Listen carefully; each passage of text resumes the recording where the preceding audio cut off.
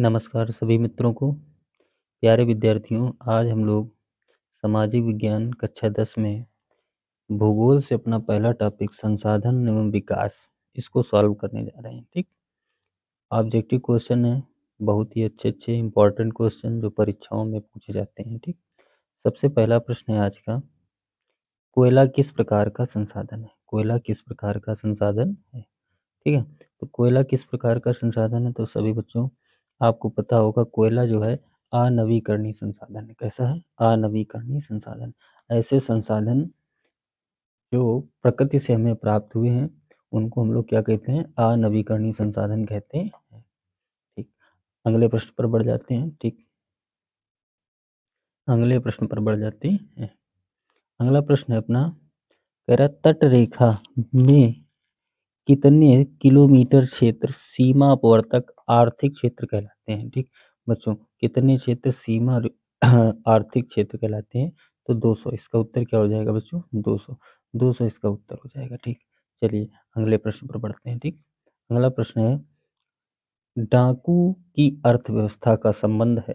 डाकू की अर्थव्यवस्था का संबंध है संसाधन के विद्रोहण से। किससे? संसाधन के विद्रोहण से। ठीक, याद रखिएगा, संसाधन के विद्रोहण से। ऑप्शन आपका बी, संसाधन के विद्रोहण से सही है। ठीक, चलिए अगले प्रश्न पर बढ़ जाते हैं। प्रश्न संख्या 4। प्रश्न संख्या 4 क्या कह रहा है? समुद्री क्षेत्र में राजनैतिक सीमा के कितने किलोमीटर तक राष्ट्र संप्रदा निहित है? ठीक, तो प्रश्न अपना कह रहा है, समुद्री क्षेत्र में राजनैतिक सीमा के कितने किलोमीटर तक राष्ट्रीय संप्रदा निहित है? तो भैया आपका उत्तर क्या होने वाला है? तो आपका उत्तर होने वाला है 12.2 किलोमीटर। कितना? 12.2 किलोमीटर। 12.2 किलोमीटर आपका क्या हो जाएगा? राइट आंसर हो जाएगा। अब आ जाते हैं भाई अगले प्रश्न पर। अगला प्रश्न है 5वां नंबर प्रश्न। 5वां नंबर प्रश्न क्या कह रहा है? 5वां नंबर प्रश्न आपका क्या कह रहा है? कह रहा है, निम्नलिखित में से कौन प्राकृतिक संसाधन नहीं है? प्राकृतिक संसाधन मतलब ऐसा संसाधन जो हमें प्रकृति से नहीं प्राप्त होता, उसको हम लोग क्या कहते हैं? प्राकृतिक संसाधन नहीं कहते हैं। जो प्रकृति से प्राप्त होता है उसको प्राकृतिक संसाधन कहते हैं। तो वन तो भाई हमें प्रकृति से प्राप्त होते हैं, नदियां भी प्राकृतिक हैं, नगर ये प्रकृति द्वारा हमें प्राप्त नहीं हुए थे, नगर को हमने बसाया था, तो बस यही संसाधन है जो प्राकृतिक नहीं है। ठीक, ऑप्शन नंबर सी। अब भैया अगले प्रश्न पर आ जाओ। अगला प्रश्न क्या है? कह रहा है, इनमें से किस प्राकृतिक संसाधन का भंडार सीमित है? प्राकृतिक संसाधन का भंडार सीमित का मतलब जिसको खत्म होने का, जिस पर संकट है, जिसका कभी भी खात्मा हो सकता है। ठीक, वो भंडार सीमित भंडार कहलाते हैं। और जिनका खात्मा नहीं हो सकता, यानी जो असीमित है, जिनको सदियों से सदियों तक चलाया जा सकता है, वो असीमित होते हैं। ठीक, तो खनिज तेल जो है अपना, क्या? खनिज तेल ये कभी भी समाप्त हो सकता है। ठीक, ये अपना ऐसा प्राकृतिक संसाधन है जिसका भंडार सीमित है। ठीक, चलिए भाई अगले प्रश्न पर बढ़ जाते हैं। अगला प्रश्न क्या है? कह रहा है, इनमें कौन मछलियों के अस्तित्व को खतरे में डाल सकता है? भाई वर्षा के जल से क्या मछलियों को खतरा है? बिल्कुल नहीं। सागर के जल से? बिल्कुल नहीं। लेकिन दूषित जल से मछलियों को खतरा है। तो दूषित जल जो है वो मछलियों को खतरे में डाल सकता है। तो इसका ऑप्शन क्या सही हो जाएगा? दूषित जल। आगे अगले प्रश्न पर बढ़ जाओ। कह रहा है, ज्वारी ऊर्जा किस प्रकार का संसाधन है? ज्वारी ऊर्जा किस प्रकार का संसाधन है? याद रखना, ज्वारी ऊर्जा जो है नवीकरणीय संसाधन है। कैसा संसाधन है? नवीकरणीय संसाधन है। तो नवीकरणीय संसाधन अपना कौन सा है? ज्वारी ऊर्जा। ठीक है, ध्यान रखिएगा। आगे बढ़ जाते हैं। ठीक, अगले प्रश्न पर। पहला, सोपानी कृषि। कौन सी कृषि? सोपानी कृषि। सोपानी कृषि किस राज्य में प्रचलित है? सोपानी कृषि पहली बात तो क्या है? सोपानी कृषि है सीढ़ियोंदार जो खेती बनाकर की जाती है उसको सोपानी कृषि कहते हैं। ठीक, तो सोपानी कृषि जो है बिहार के मैदानी क्षेत्रों में की जाती है। ठीक, अब आगे बढ़ जाइए। कह रहा, मेढक के प्रजनन को नष्ट करने वाला रसायन कौन सा है? ठीक, क्वेश्चन नंबर 10, मेढक के प्रजनन को नष्ट करने वाला रसायन कौन सा है? तो आपको याद रखना है, मेढक के प्रजनन को एंडिन नष्ट करता है। अब आ जाइए अगले प्रश्न पर। कह रहा है काली मृदा का दूसरा नाम क्या है? भाई काली मृदा का दूसरा नाम, ये परीक्षा में कई बार पूछा गया, ठीक। इसको रेगुर मृदा कहते हैं, रेगुर मृदा, इसी को हम लोग काली मृदा भी कहते हैं, रेगड़ मृदा भी कहते हैं, ठीक। तो ये काली मृदा का दूसरा नाम है, ठीक है। आगे बढ़ जाते हैं। कह रहा है इनमें से काली मिट्टी का क्षेत्र कौन है? यानी कौन सा ऐसा क्षेत्र है जहाँ काली मिट्टी पाई जाती है? तो आपको याद रखना है, छोटा नागपुर का पठार काली मिट्टी का क्षेत्र माना जाता है, ठीक। आगे बढ़ जाते हैं। कह रहा है प्रायद्वीपी भारतीय नदियों में, नदी घाटियों में कौन सी मिट्टी मिलती है? प्रायद्वीपी भारतीय नदी घाटियों में कौन सी मिट्टी मिलती है? तो याद रखना, इसमें आपको जलोढ़ मिट्टी मिलती है। कौन सी मिट्टी मिलती है? तो आपको याद रखना है, इसमें जलोढ़ मिट्टी हमको मिलती है। तो आपका ऑप्शन डी सही हो जाएगा, जलोढ़ मिट्टी, ठीक है। याद रखिएगा, कौन सा ऑप्शन? डी ऑप्शन, जलोढ़ मृदा, ठीक। अब आगे बढ़ जाते हैं। कह रहा भारत में चारागाह के अंतर्गत कितनी भूमि निर्धारित है, ठीक। चारागाह के अंदर भारत में कितनी भूमि निर्धारित है? तो याद रखना 4%, आपका ऑप्शन ए 4%, ठीक। फिर आया 15 नंबर क्वेश्चन में, इनमें कौन उपाय भूमिह्रास के संरक्षण में उपयुक्त साबित हो सकता है? भैया 15 नंबर क्वेश्चन का जो उत्तर है वो बाढ़ नियंत्रण है। क्या है? बाढ़ नियंत्रण, ठीक।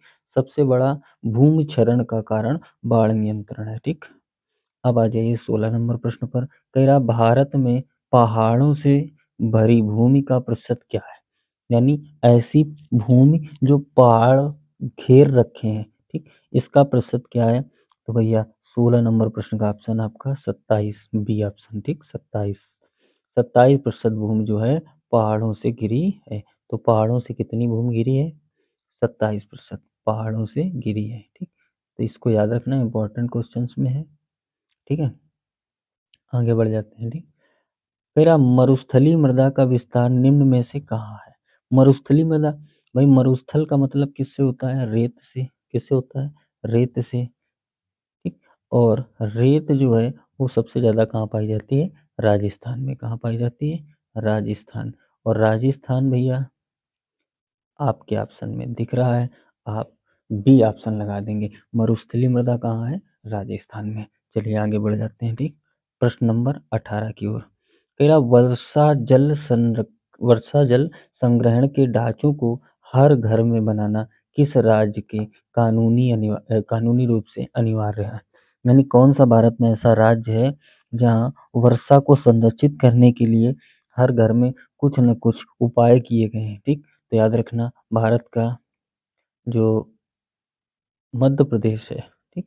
कौन सा? मध्य प्रदेश।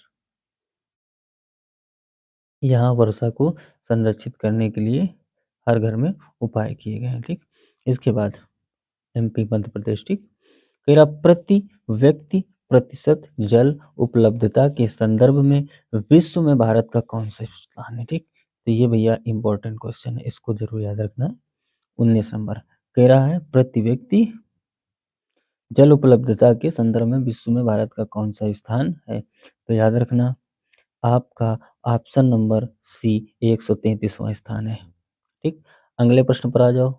वृहद क्षेत्रों में जल की उपस्थिति के कारण ही पृथ्वी को कहते हैं, भाई नीला ग्रह पृथ्वी को कहते हैं। कौन सा ग्रह? नीला ग्रह। आपका ऑप्शन कौन सा सही हो जाएगा? बी। अब आ जाइए, मेरा कुल जल का कितना प्रतिशत भाग महासागरों में निहित है? यानी कुल जल का कितना भाग महासागरों में है? तो 96.5%, ठीक। 96.5%। आगे आ जाओ। कह रहा देश के बांधों को किसने भारत का मंदिर कहा? ये बहुत इंपॉर्टेंट क्वेश्चन है, इसको भी याद रखना, ये भी इंपॉर्टेंट है, ठीक। कह रहा देश के बांधों को किसने क्या कहा? तो देश के बांधों को किसने भाई कहा कि भारत का मंदिर है, ठीक। तो इस प्रश्न का उत्तर है पंडित जवाहरलाल नेहरू, सी ऑप्शन, पंडित जवाहरलाल नेहरू, पंडित जवाहरलाल नेहरू, ठीक। आगे आ जाओ अगले प्रश्न पर। कह रहा प्राणियों के शरीर में कितना प्रतिशत जल निहित है? प्राणियों के शरीर में कितना प्रतिशत जल निहित है? तो आपका ऑप्शन नंबर सी 65%। कितना? 65% जल निहित है, ठीक। 65% जल निहित है, ठीक। आपका ऑप्शन कौन सा सही होगा इसका? सी ऑप्शन, 65% जल निहित है। ठीक, चलिए अगले प्रश्न पर बढ़ जाते हैं। कह रहा है इनमें से किस परियोजना का मुख्य उद्देश्य बाढ़ को नियंत्रित करना है? ये भी इम्पोर्टेंट क्वेश्चन है। ठीक, इसको भी नोट कर लीजिएगा। इनमें से किस परियोजना का मुख्य उद्देश्य बाढ़ नियंत्रण है? तो याद रखिएगा इनमें से 4 परियोजनाएं आपको दी गई हैं। चंबल, ठीक, चंबल के बाद आपकी परियोजना है भाखड़ा नागल बांध। ठीक, चंबल भाई किस चंबल परियोजना जो है, चंबल नदी पर जो परियोजना है उसका नाम क्या है? राणा प्रताप सागर बांध। कौन सी? राणा प्रताप सागर बांध। के बाद भाखड़ा नागल बांध, ये सतलज नदी पर है। इसके बाद ठीक, हीराकुंड बांध। ठीक, हीराकुंड बांध, हीराकुंड बांध उड़ीसा में है और ये महानदी पर है। किस पर है? महानदी, महानदी। ठीक, तो याद रखना। अपना प्रश्न क्या था? तो अपना प्रश्न था इनमें से कौन सी परियोजना है जिसका मुख्य उद्देश्य बाढ़ को नियंत्रित करना है? तो कोसी नदी। ठीक, कोसी नदी से प्रश्न क्या है? इसे बिहार का शोक कहते हैं। बिहार का शोक, बिहार का शोक। ठीक, ये नदी नेपाल से भारत में आती है। कहाँ से आती है? नेपाल से भारत में आती है और गंगा नदी में मिल जाने के बाद इसके पानी में बहुत ही ज़्यादा बढ़ोतरी हो जाती है, जिसके कारण ये भैया बाढ़ को पूरे बिहार में फैला देती है। ठीक, जिस कारण से भैया इसे बिहार का शोक भी कहा जाता है। ठीक, और इसी पर जो एक बांध परियोजना बनाई गई है, इसका मुख्य उद्देश्य क्या है? बाढ़ को रोकना। ठीक है, तो इसको समझ लीजिएगा। अब बढ़ते हैं प्रश्न संख्या 25 की ओर। कह रहा विश्व के कुल जल का कितने प्रतिशत महासागरों में पाया जाता है? तो भैया विश्व के कुल जल का कितने प्रतिशत महासागरों में पाया जाता है? तो आपको पता है 96.5%, 96.5%, 96.5%। ठीक, आगे आ जाओ। 26 नंबर क्वेश्चन। देश में तांबे का कुल भंडार कितना है? देश में तांबे का कुल भंडार कितना है? तो ये भी इंपॉर्टेंट क्वेश्चन है। 125 करोड़। देश में तांबे कुल भंडार कितना है? 125 करोड़। अगले प्रश्न पर आ जाओ। प्रश्न संख्या 27। कह रहा भारत में लगभग कितने खनिज पाए जाते हैं? तो भारत में लगभग 100 खनिज पाए जाते हैं। लगभग का मतलब थोड़े बहुत कम ज़्यादा भी हो सकते हैं।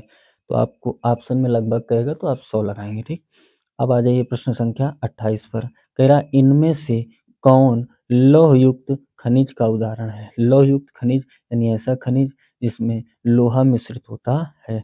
इनमें से कौन सा लौह युक्त खनिज का उदाहरण है? तो याद रखना लोहे का अपरूपक मैग्नीज। ठीक, ऑप्शन नंबर ए। ठीक,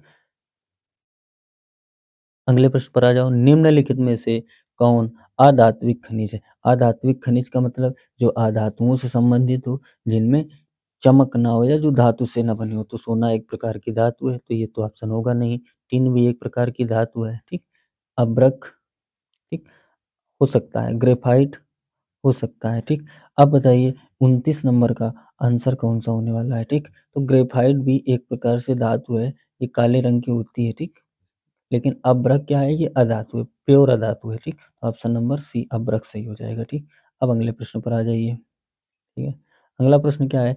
किस खनिज को उद्योग की जननी माना जाता है? किस खनिज को उद्योग की जननी माना जाता है? यानी उस खनिज के प्रयोग से ही, उस खनिज के प्रयोग से ही समझो काफी काम चल रहे हैं। तो उद्योग की जननी किसको माना जाता है? याद रखना उद्योग की जननी हम लोग लोहे को मानते हैं। किसको मानते हैं? लोहे को। ठीक, उद्योग की जननी किसको मानते हैं? लोहे को। ठीक, तो लोहा जो है अपना उद्योग की जननी। अब आ जाओ अगले प्रश्न पर। लोहा अपना उद्योग की जननी माना जाता है। ठीक, अब अगले प्रश्न पर आ जाओ। अगला प्रश्न क्या कह रहा है? अगला प्रश्न कह रहा है कौन सा लौह अयस्क, कौन सा एक प्रकार का लौह अयस्क है? भैया आपके ऑप्शन है लिग्नाइट, हेमाटाइट, बिटुमिनस और इनमें से सभी। 31 नंबर क्वेश्चन का ऑप्शन नंबर बी हेमाटाइट जो है आपका, ये एक लौह अयस्क होता है। मैग्नेटाइट, हेमाटाइट, जिन शब्दों के लास्ट में ये ध्यान रखना टाइट। टाइट क्या होता है? टाइट मतलब सॉलिड, मजबूत। तो टाइट जिनके भी लास्ट में हो वो सब लोहा है। वो सब क्या है? लोहा है। और नाइट जिनके लास्ट में हो, इसको भी ध्यान रखना। नाइट जिनके लास्ट में हो वो सब क्या है, कोयला है। कोयला कैसा होता है भाई, काला होता है। कोयला कैसा होता है, काला। और रात भी कैसी होती है, काली। रात भी कैसी होती है, काली। ठीक। तो कोयला भी काला और रात भी काली। तो नाइट, रात, कोयला, काला, दोनों चीजें काली। तो इसको ऐसे याद रखना। और टाइट मतलब सॉलिड, मजबूत। और मजबूत क्या होता है, लोहा। तो भैया प्रश्न अपना क्या था, कौन लौह अयस्क का एक प्रकार है। तो लौह अयस्क का एक प्रकार कौन सा है अपना, लिग्नाइट। कौन सा, सॉरी, हेमाटाइट। टाइट माने लोहा, हेमाटाइट। आपका बी ऑप्शन सही हो जाएगा। ठीक। अब आ जाइए इसके बाद, फिर आए कौन भारत का सबसे बड़ा लौह उत्पादक राज्य है। यानी इनमें से कौन सा भारत का सबसे बड़ा लौह उत्पादक राज्य है, तो कर्नाटक। कर्नाटक की राजधानी याद रखना बच्चों, बेंगलोर कर्नाटक की राजधानी है। 33 नंबर कह रहा, मैग्नीज उत्पादन में भारत का विश्व में क्या स्थान है। भारत का विश्व में मैग्नीज उत्पादन में तृतीय स्थान है। ठीक, इसको याद रखना। 34 नंबर प्रश्न कह रहा है, उड़ीसा किस खनिज का सबसे बड़ा उत्पादक है। तो भाई उड़ीसा में सबसे ज्यादा मैग्नीज होती है, सबसे ज्यादा मैग्नीज यहाँ से, यहाँ की खानों से मैग्नीज प्राप्त की जाती है। 35 नंबर क्वेश्चन, 1 टन इस्पात बनाने में कितनी मैग्नीज का उपयोग किया जाता है। इस्पात माने स्टील। 1 टन स्टील बनाने में कितनी इस्पात का प्रयोग किया जाता है। तो याद रखना 10 किलोग्राम। कितना, बी ऑप्शन 10 किलोग्राम। 10% बनती है। तेरा बिहार झारखंड में देश का कितना प्रतिशत अभ्रक उत्पादित होता है। तो बिहार और झारखंड में देश का 80% अभ्रक बिहार और झारखंड से ही प्राप्त होता है। सी ऑप्शन आपका सही हो जाएगा। कह रहा है, सीमेंट उद्योग का सबसे प्रमुख कच्चा माल क्या है। तो सीमेंट उद्योग का सबसे प्रमुख कच्चा माल जो है वो क्या है, ये आपसे पूछ रहा है। तो चूना पत्थर है, चूना और पत्थर सीमेंट उद्योग का सबसे प्रमुख जो है आपका चूना और पत्थर है। ठीक। तो आपका ऑप्शन क्या हो जाएगा, ए, चूना और पत्थर। आगे आ जाइए अगले प्रश्न पर। कह रहा, निम्नलिखित किस खनिज में भारत सुसंपन्न है। निम्नलिखित में किस खनिज में भारत सुसंपन्न है, यानी वो खनिज भारत में पर्याप्त मात्रा में पाया जाता है। तो आपके इस 38 नंबर क्वेश्चन का आंसर होगा लोहा। लोहा भारत में पर्याप्त मात्रा में पाया जाता है। कह रहा, इनमें से कौन लौह अयस्क नहीं है। जिसमें भैया टाइट है तो वो तो बिल्कुल लौह अयस्क है। तो कह रहा कौन लौह अयस्क नहीं है, तो ये भी लौह अयस्क है, ये भी लौह अयस्क है। ठीक। और एंथ्रासाइट और लेमोनाइट, नाइट माने कोयला, ये लौह अयस्क नहीं है। ठीक। तो आपका ऑप्शन कौन सा सही हो जाएगा, सी ऑप्शन। ये आपका गलत हो जाएगा, ये गलत हो जाएगा और ये गलत हो जाएगा। तो आपका डी ऑप्शन जो है, ठीक, ये आपका सही हो जाएगा। कौन सा ऑप्शन, डी ऑप्शन आपका राइट आंसर है। ठीक। डी ऑप्शन आपका राइट आंसर है। ठीक। डी ऑप्शन आपका राइट आंसर है।